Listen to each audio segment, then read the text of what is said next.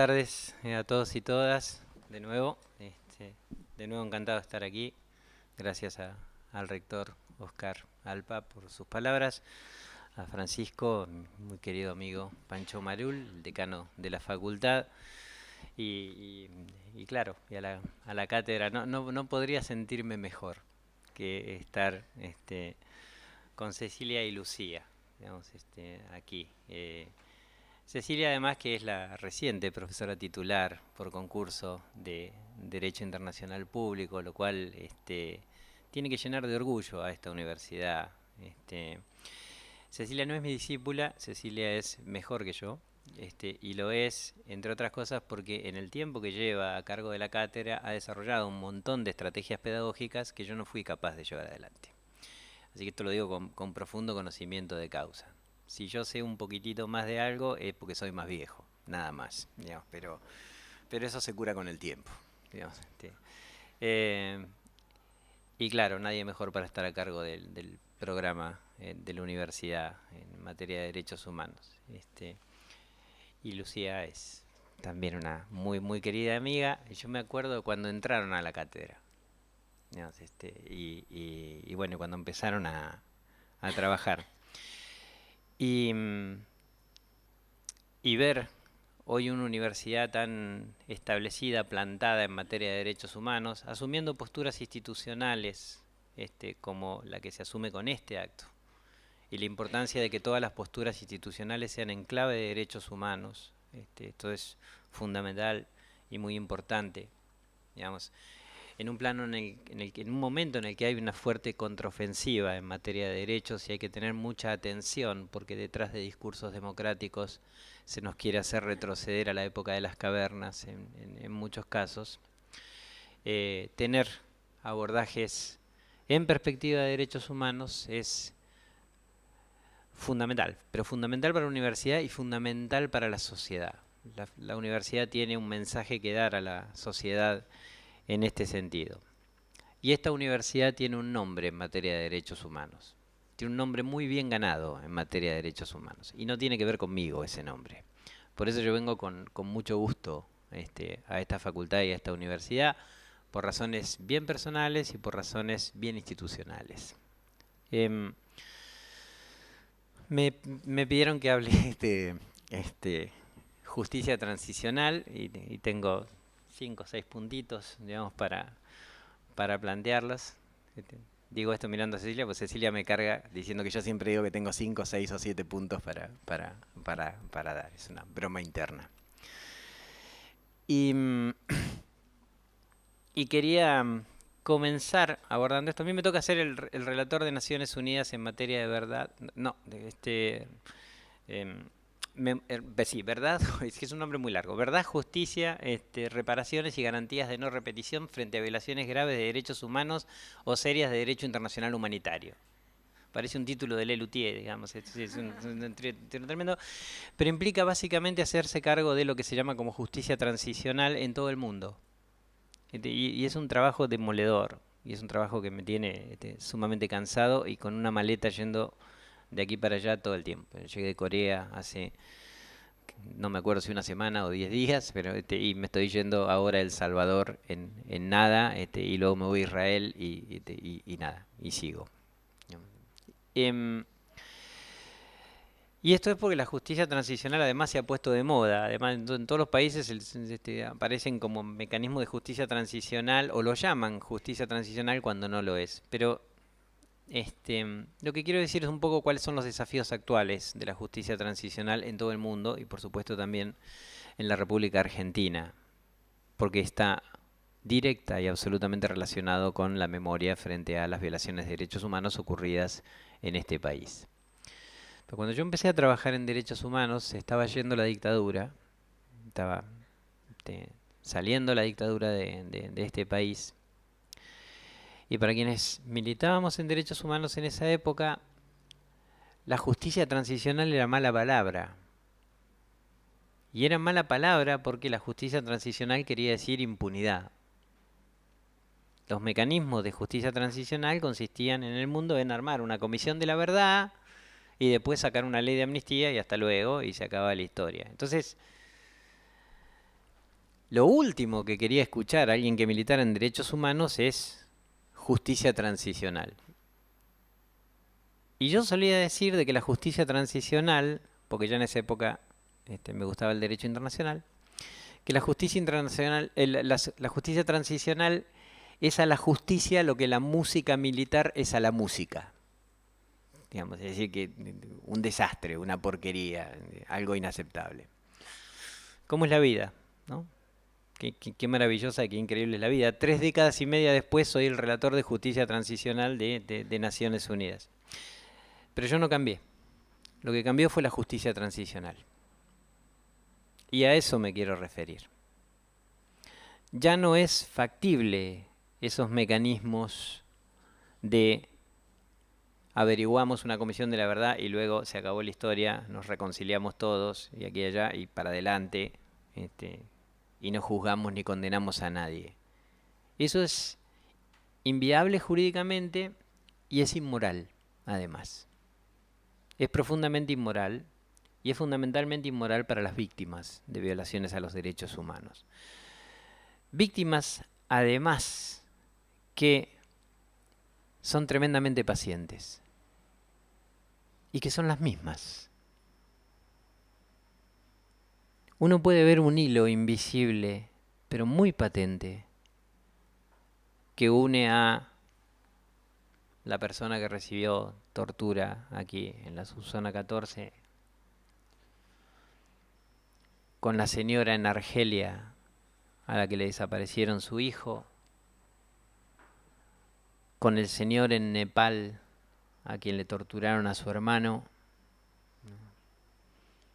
con el pueblo indígena en Guatemala al que le cometieron un genocidio, como el pueblo Itzil Maya, o con los ojos secos de una señora en España de 90 años que todavía está esperando que se haga justicia con lo que hizo el régimen de Franco durante la Guerra Civil Española y posteriormente. Una señora que se quiere morir en paz, como dice la canción de Serrat, ¿no? La de Pueblo Blanco. Quieren morirse en paz. Y para morirse en paz, lo que necesitan es sacar el cuerpo, los huesos de su padre de una cuneta. Y un Estado indolente le ha negado eso durante décadas. Eso, de mínima estricta justicia. ¿Qué paciencia tienen las víctimas? ¿Y cuánto aguantan las víctimas? Revictimizaciones. ¿Cuánto aguantan discursos que se intentan poner en tela de juicio? ¿Cuánto aguantan infamias? ¿Cuánto aguantan acusaciones de que solo quieren dinero? ¿Cuánto aguantan las víctimas los discursos ofensivos que intentan negar los hechos? ¿En Serbia o en Buenos Aires? La historia es la misma. La historia es efectivamente la misma. Y la justicia transicional, a lo largo del tiempo, se fue construyendo como un mecanismo un mecanismo en el cual se tomaban algunas medidas y después hay que mirar para adelante.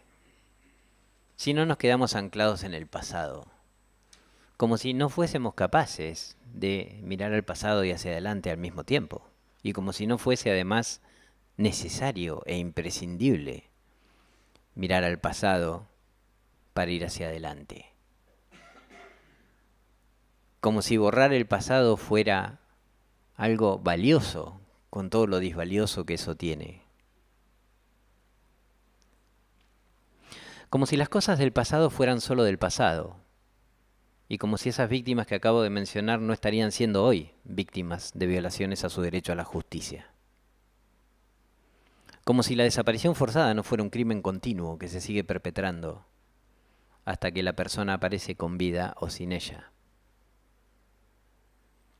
Nada es del pasado enteramente. Son cosas muy efectivamente presentes. Pero el discurso del poder en general es reactivo a este tipo de cuestiones. Y lo es en Nuremberg, donde hoy aparecen movimientos neonazis que niegan el holocausto, o en Guatemala, donde un oficial alto del gobierno dice que no hubo genocidio cuando hubo una sentencia que determinó que sí hubo genocidio. O en discursos que intenten poner en tela de juicio la cantidad de personas desaparecidas, por ejemplo en este país.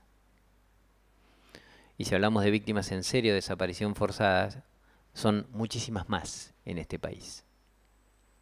Porque la desaparición forzada es un crimen, y es un crimen que convierte en víctimas a la familia de la persona desaparecida. Entonces, si hablamos de números en serio, vamos a encontrar números muy superiores a 30.000. También porque hay mucha gente que no ha denunciado la desaparición forzada. Porque no han quedado parientes, por vergüenza, por estigma, por miedo. Siempre lo que vemos es la punta del iceberg. Siempre es mucho más. Y a fin de cuentas, como la desaparición forzada es un crimen contra la humanidad, si queremos hablar de víctimas, la víctima es la humanidad toda. ¿Sí? Hagamos números en serio. Pero el planteo no se hace para saber si fueron 30.000 o 29.900 o 31.000 o 18.000. El planteo se hace para rebajar la lucha en materia de derechos humanos. Porque esas personas jamás se han preocupado por saber efectivamente cuántas desapariciones forzadas había y jamás han prestado un apoyo solidario a las víctimas de desaparición forzada. Es como el nadie menos frente al ni una menos. El nadie menos es esgrimido por gente a la cual los derechos le importan lo que a mí me importa la vida de los conejos en Australia. Pero plantean eso porque no quieren que se visibilice lo que hay que visibilizar, que es la brutal violencia y discriminación que sufren las mujeres en todo el mundo. Como no pueden decir que están en contra de eso, porque por suerte hoy quien sostiene eso debe volver a la caverna, digamos, lo disfrazan de un lenguaje políticamente correcto. Pero no les importa nada. No les importa absolutamente nada. Porque nunca han llevado adelante la mínima causa solidaria. Y porque jamás levantan la voz frente a un feminicidio.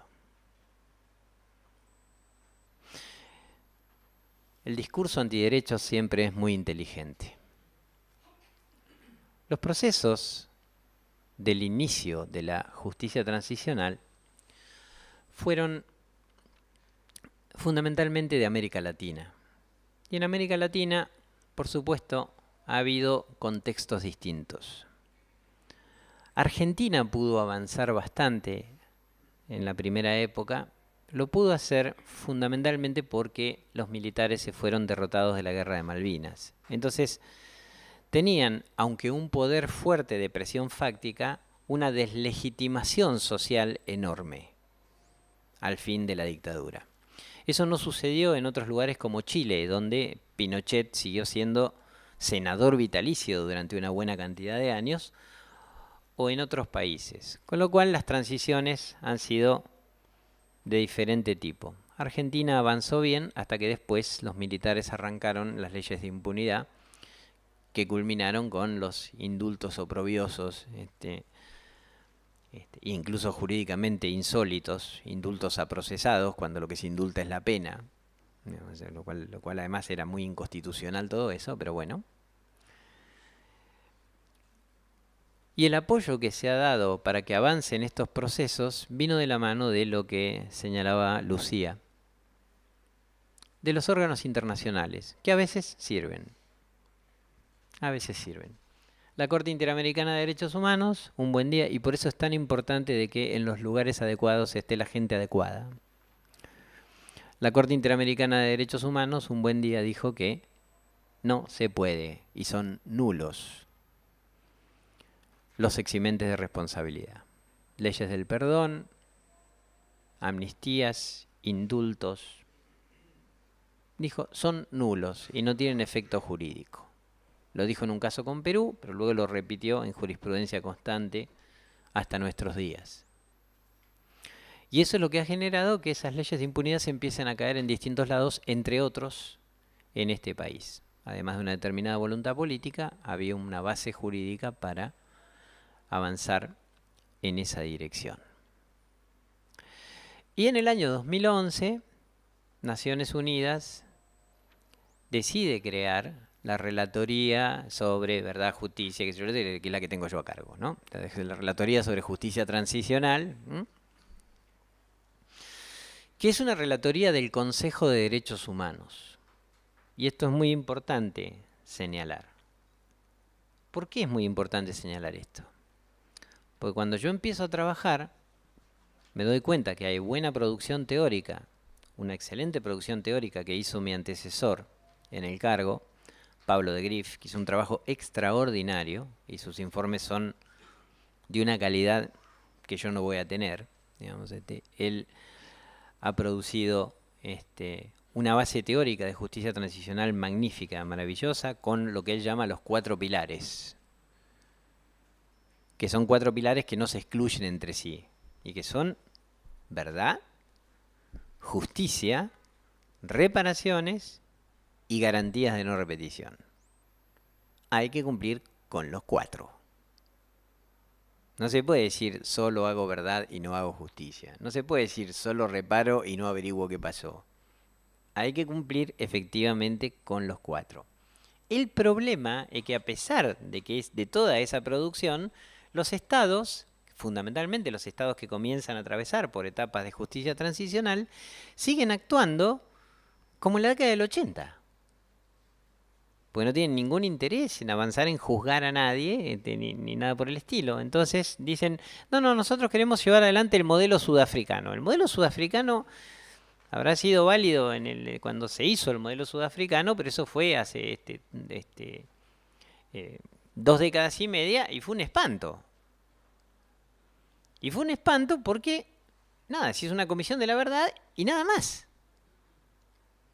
Entonces todos los estados, cuando uno va y dice, ahora yo soy el relator de justicia transicional, dice, ¿cómo no? Sí, estamos muy interesados en que usted nos preste asistencia técnica para el modelo sudafricano. No nos vamos entendiendo con esto del modelo sudafricano. Parece que no, la cosa evolucionó, hay sentencias, se creó la Corte Penal Internacional, se establecieron paradigmas nuevos que tienen que ver con que no es aceptable que determinados crímenes queden impunes. Digamos, eso ya está establecido, está sentado jurídicamente. Son avances en derecho que se han dado por la Comisión, por la Corte Interamericana de Derechos Humanos y también hoy por la Corte Penal Internacional y por los tribunales penales ad hoc para Ruanda, para la ex Yugoslavia, etcétera, etcétera. Entonces, ya no se puede actuar como si todo eso no existiese. Pero además, uno descubre con horror doble de que se actúa como si no existiesen las obligaciones generales en materia de derechos humanos. Esto que mencionaba Cecilia también, ¿no? Digamos, la importancia de ver el abordaje en perspectiva de derechos humanos de las cosas y de las instituciones. ¿Bajo qué lógica un Estado que ratificó un tratado que dice que no puede torturar cree que no debe perseguir a quienes cometieron tortura? ¿Qué es eso? Entonces, la justicia transicional ha sido utilizada históricamente como una excusa para la impunidad. Y mi trabajo es llevar la justicia transicional a donde tiene que ser llevada, que es al cumplimiento efectivo de las obligaciones en materia de derechos humanos y a un enfoque centrado en los derechos de las víctimas. Pero para esto hay que tener una voz uniforme a nivel internacional. Y claro, hay problemas. Un problema es el Consejo de Seguridad de Naciones Unidas. Porque el Consejo de Seguridad de Naciones Unidas trabaja en todo lo relativo al mantenimiento de la paz y la seguridad internacionales. Pero ustedes saben que allí, si bien todos los estados son iguales, hay 5 estados que son más iguales que los otros.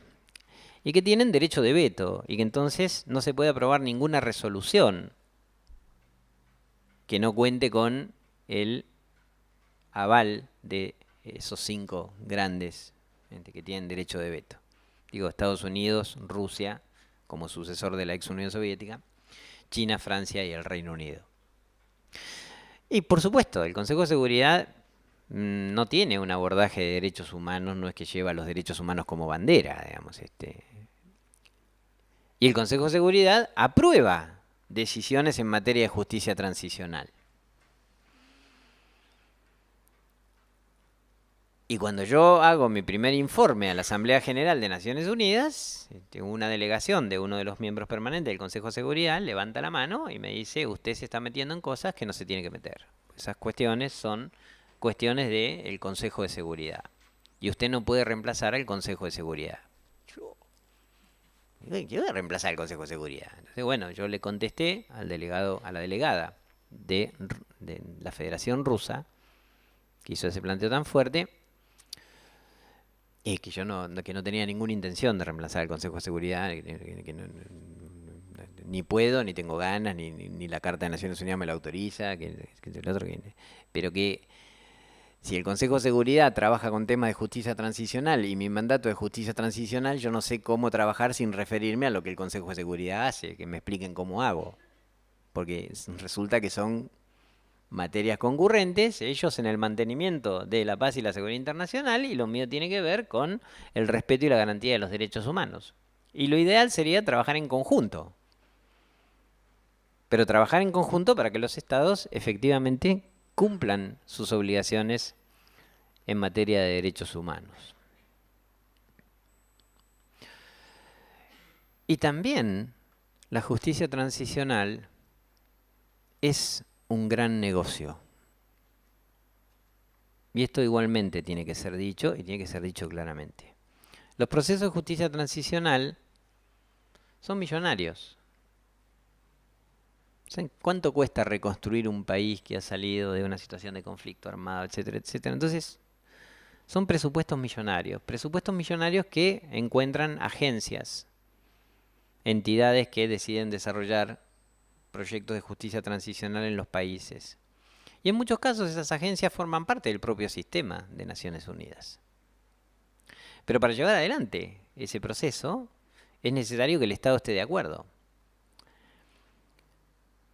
Y las agencias naturalmente se quedan con un porcentaje lógico de overhead de aquel servicio que brindan. Entonces es un paquete de dinero muy importante, muy grande. Cuando el Estado dice, bueno, fenómeno, pero yo quiero el dinero para esto, para esto, para esto, pero yo no voy a avanzar en juzgar a nadie, no siempre la voz de Naciones Unidas es uniforme. Y muchas veces hay intereses disfrazados de hay que avanzar en nombre de la paz, ¿m?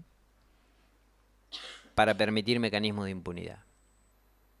Entonces, el trabajo tiene desafíos muy fuertes hacia afuera y desafíos igualmente fuertes hacia adentro del sistema de Naciones Unidas. Es muy distinto al trabajo que yo hacía en el Comité de Derechos Humanos, donde yo creí que era el trabajo más difícil, pero ahora me doy cuenta que no. Donde lo que había que hacer era interpretar y aplicar un tratado de derechos humanos de alguna manera. Y punto. El Estado violó o no violó. Pero también se plantean cuestiones que son muy desafiantes, incluso para la aplicación del derecho internacional de los derechos humanos. Porque no se trata de ir con la valijita que dice verdad, justicia, reparaciones y garantías de no repetición y hay que cumplir con esto. En algunos casos es muy difícil cumplir con eso. Y ni siquiera estoy hablando de que el Estado no tenga voluntad. En algunos casos es muy difícil aunque el Estado tenga voluntad. Un Estado que ha terminado arrasado, digamos, por un conflicto armado, el que sale de un conflicto armado, a veces no tiene nada institucionalmente armado, como para poder cumplir con todo eso. Y hay situaciones como la de Ruanda. Hace poco se cumplió un nuevo aniversario del genocidio en Ruanda. Pues ese genocidio fue un genocidio en el cual participaron como perpetradores más de 100.000 personas. Que por cierto Naciones Unidas jugó un papel patético en esos hechos. Y un muy buen reflejo de eso es la película Hotel Ruanda, para quien no la vio. Digamos, pero bueno, más allá de lo que hizo o no hizo Naciones Unidas. Muy bien, el Estado tiene voluntad de juzgar. ¿Cómo juzgas 100.000 personas? Reventar los tribunales. Los tribunales no pueden dedicarse a ninguna otra cosa que no sea eso. Entonces, ¿qué hizo Ruanda? Además del Tribunal Penal Internacional y que el otro, creó jurisdicciones especiales, jurisdicciones ad hoc, que se llaman jurisdicciones gachacha. En el año 2009, la primera sesión que a mí me tocó integrar el Comité de Derechos Humanos, uno de los estados examinados era Ruanda. Y, paradojas de la vida, hubo que decirle a Ruanda que esas jurisdicciones gachacha no cumplían con los mínimos estándares de derechos humanos que tiene que tener un tribunal imparcial, independiente y que pueda juzgar con las debidas garantías a quienes supuestamente han cometido esos delitos. Entonces, la cuestión es efectivamente compleja, pero el centro de mi trabajo va a ser exigir a los estados que los estados cumplan con sus obligaciones en materia de derechos humanos. Con las obligaciones que asumieron libre y voluntariamente al ratificar los tratados de derechos humanos. Y cuando hay crímenes contra la humanidad, pues hay que juzgar a los responsables y no se puede eximir a los responsables por ningún motivo. Y que no hay ningún derecho a exigirle a las víctimas de que elijan recibir algunas reparaciones a cambio de establecer la impunidad de los perpetradores. Porque la reparación es un derecho que emerge de la violación. Y ya. Eso solo genera el derecho a la reparación. No hay que exigirle a las víctimas ninguna otra concesión adicional. Y contra quienes sostienen de que de esa forma no se avanza en la paz, la respuesta es: ¿de qué paz estamos hablando? ¿Y de la paz de quiénes? Porque yo no me olvido de los ojos de la señora en España. Esa señora no tiene paz. ¿Cuál es la paz que tiene esa señora? O de las víctimas de la esclavitud sexual en Japón, digamos, víctimas coreanas de la esclavitud sexual en Japón.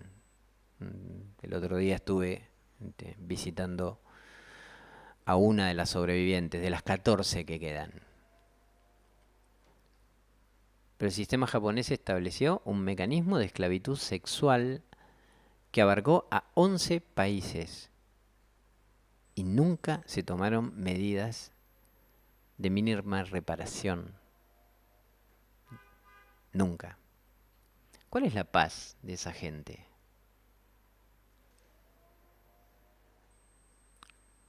Una paz guardando la miseria bajo la alfombra.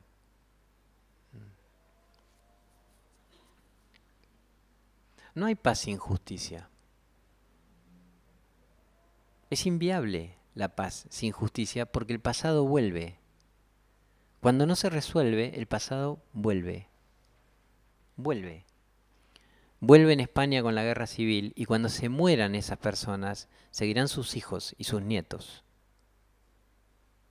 Seguirán reclamando que su abuelo, su bisabuelo, su tatarabuelo sea sacado de una cuneta porque una cuneta no es un cementerio.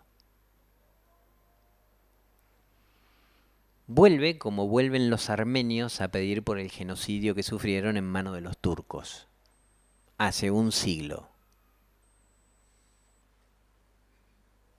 Entonces, si se quiere en serio avanzar hacia el futuro, lo que hay que hacer es abordar el pasado como efectivamente corresponde.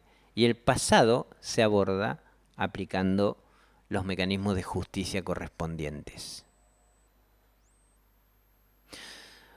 Otro de los propósitos que tengo en mi mandato es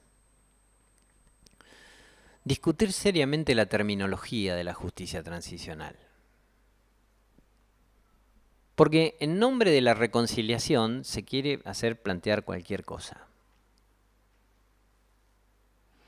Yo estoy de acuerdo en que hay que reconciliarse, pero la pregunta es ¿con quién? Y la verdad, ni yo ni nadie que ha sido víctima de violación de derechos humanos tiene la más mínima intención de reconciliarse con un torturador. Digamos, ¿cuál es el... ¿Qué me importa a mí reconciliarme con un torturador? La reconciliación es con el Estado. Es con el Estado. No es con el perpetrador de esa abominación. Y en todo caso, si yo quiero perdonar a esa persona, es un acto individual.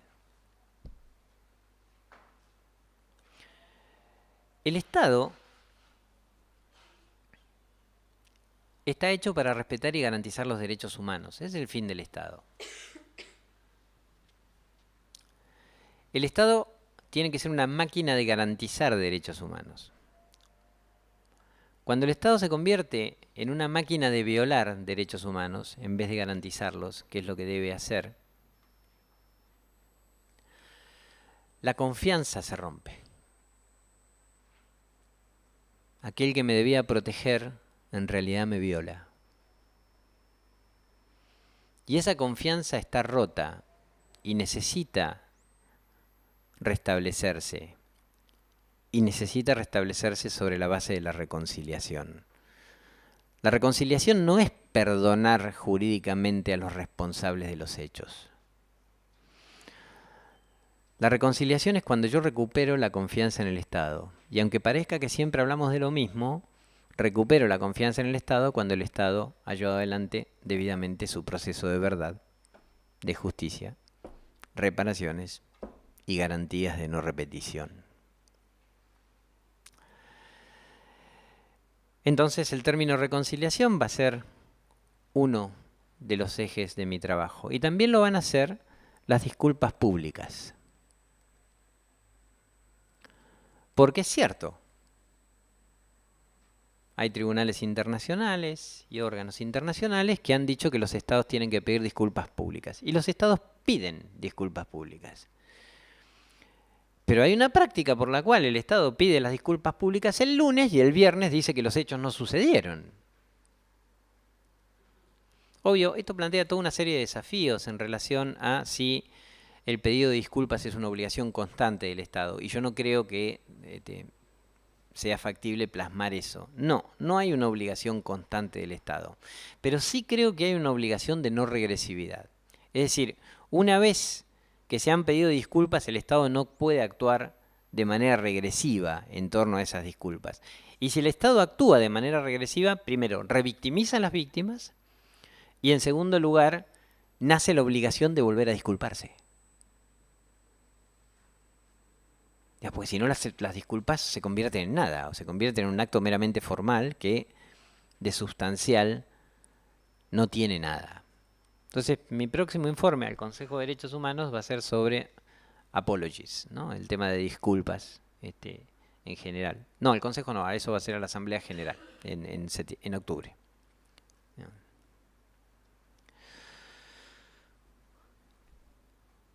En materia de justicia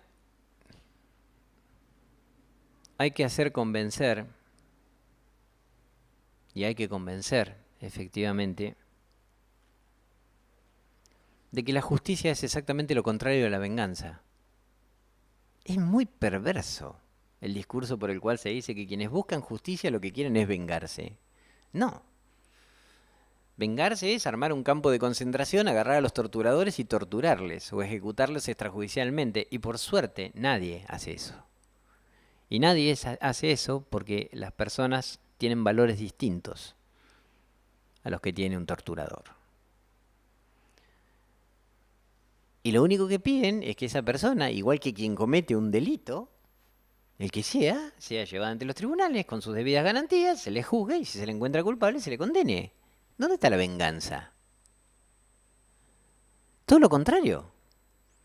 El Estado se ha formado precisamente para evitar la venganza privada, para evitar el ojo por ojo y el diente por diente, y se reemplaza el valor venganza por el valor justicia. Parece mentira que haya que aclarar cosas tan obvias, pero hay que hacerlo. Y hay que hacerlo porque hay un discurso que señala de que la búsqueda de justicia es la búsqueda de venganza. Dicho esto, quiero pasar a la temática de memoria. Voy a hablar un poquito de garantías de no repetición y después sí voy a volver al tema de memoria. Pero déjenme decir algo de memoria en este preciso momento. También hay que pensar cómo han funcionado los mecanismos. ¿Saben por qué? Porque los tribunales ad hoc, fundamentalmente el Tribunal Penal para la ex Yugoslavia, ha hecho un gran trabajo, ha logrado condenas, y hay personas que están terminando de cumplir sus condenas, criminales de guerra, digamos, que terminan de purgar sus condenas, quedarán libres, pero esas personas lideran encuestas de opinión en los países. Esas personas siguen siendo consideradas héroes por determinados grupos de sociedad, aunque hayan ordenado un genocidio o participado en el mismo. Entonces, tampoco la pretensión punitivista nos debe llevar a la anteojera de lo importante es juzgar y condenar. Es importante, pero si eso no va acompañado por procesos fuertes de memoria, se corre el riesgo de tomar mucho esfuerzo para que luego se devenga en la nada. Las garantías de no repetición son medidas que tienen dos estamentos muy importantes. Una con la capacitación y sensibilización de la sociedad, trabajar en programas escolares, etcétera, etcétera, aquí y allá. Y otra con la reforma del sector institucional. Y la reforma del sector institucional estuvo demasiado centrada en los procesos de justicia transicional en la reforma del sector de seguridad, es decir, fuerzas de seguridad, fuerzas armadas o fuerzas policiales. Pero en España la dificultad para avanzar en los procesos de justicia transicional no es culpa ni de la policía ni del ejército, es culpa de la justicia. La justicia no se depuró después del franquismo. Y entonces hay una reacción corporativa de la justicia que es capaz de decir cosas tales como que la desaparición forzada es un crimen continuo, lo cual está muy bien, pero que tiene plazo de prescripción. Y eso la verdad que ni a Kafka se le ocurre. Es decir, si es un crimen continuo, no hay prescripción, porque se sigue cometiendo. ¿Cuándo va a prescribir? Pero no se dice eso por ignorancia jurídica, ¿eh? Se dice con toda intencionalidad política y con toda impunidad, digamos. Entonces, uno de los aspectos en los que hay que centrarse también es en la reforma de los poderes judiciales después de los procesos de justicia transicional. A todo el trabajo del mandato a mi cargo, y así lo manifesté en mi primer informe ante el Consejo de Derechos Humanos el año pasado, se le dará una perspectiva de género y una impronta de género. Las mujeres fundamentalmente han sido más víctimas, y víctimas diferenciadas, de las violaciones masivas y sistemáticas de derechos humanos, y eso ha sido generalmente invisibilizado incluso en el propio trabajo de las comisiones de la verdad. Recién ahora en Argentina, por ejemplo, se está hablando un poco de los crímenes sexuales cometidos en los campos de concentración. Es importante que la dimensión de género atraviese todo el trabajo institucional de todas las instituciones, absolutamente todas, en todo nivel que sea, Y por supuesto también en las instituciones de justicia transicional. Y otra de las cosas que va a ser objeto de mi atención en el futuro es la responsabilidad de los actores no estatales. ¿Por qué hay actores no estatales como el llamado Estado Islámico, ISIS, etcétera, etcétera, que igualmente cometen crímenes que no pueden quedar fuera del juzgamiento en procesos de justicia transicional? Así que no solo me voy a pelear con los estados, sino que me voy a pelear también con los actores no estatales, digamos. Entonces, ya que estamos, digamos, del otro. Y por cierto, hay que ver cuál es la responsabilidad de las empresas en las violaciones a los derechos humanos. Y las relaciones que existen entre corrupción y violaciones masivas y sistemáticas de derechos humanos. Esos serán los enfoques temáticos que yo le voy a dar a mis informes en los próximos 3 años. 2.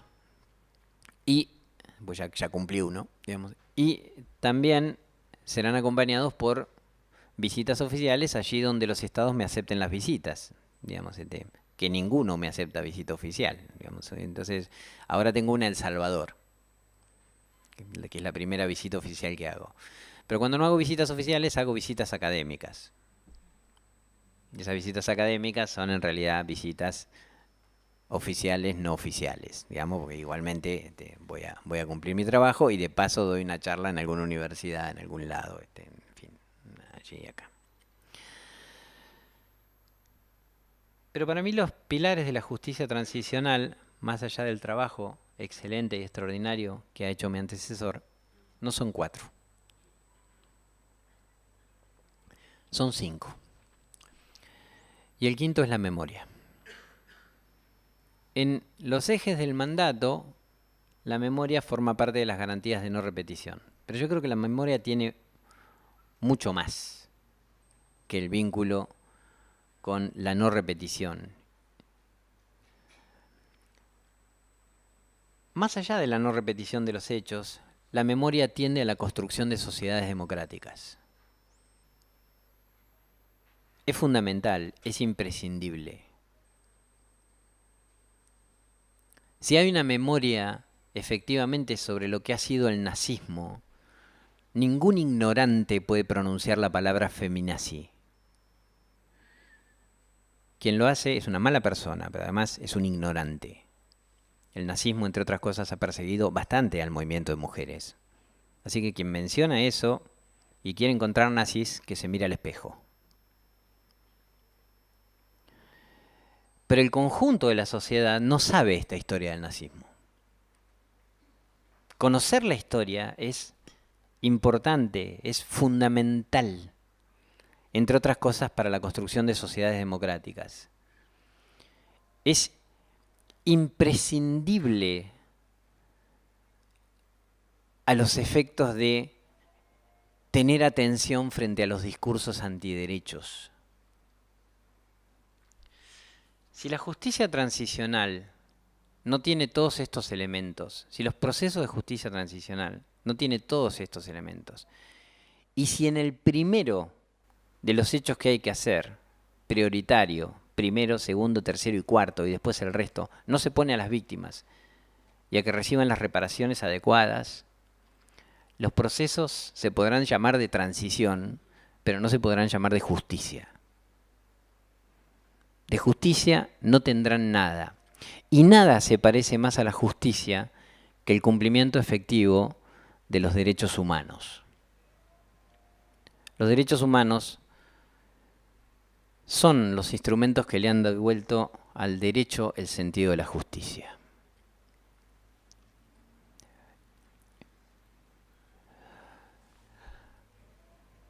Kundera hablaba de la memoria.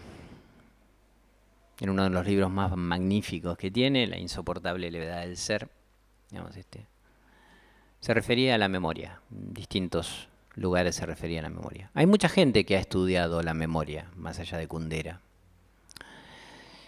Y entre otras cosas se suele decir que la memoria es un ejercicio inútil, digamos, porque finalmente toda memoria es perecedera. Pero hay que intentarlo. hay que hacerlo igual, aunque sepamos de que el final es el olvido. Esto creo que lo dice Dolina, digamos.